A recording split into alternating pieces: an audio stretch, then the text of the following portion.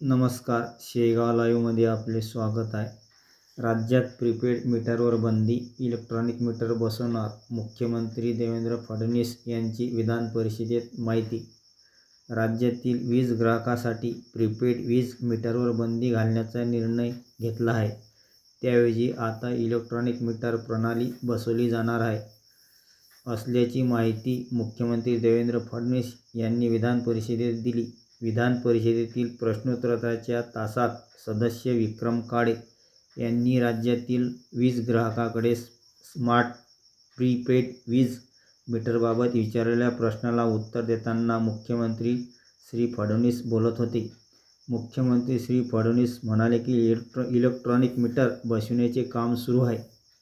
Electronic meter वापरणाऱ्या ग्राहकांना वीज वापरावर 10% सवलत देण्यात येणार आहे. तसेच 6 महिन्याच्या कालावधीत हा बदल अंमलात आणण्यासाठी नियोजनबद्ध कार्यक्रम राबवला जाणार आहे. लवकरच राज्यभरात इलेक्ट्रॉनिक मीटर सिस्टीम कार्यान्वित करण्यात येईल असे त्यांनी सांगितले.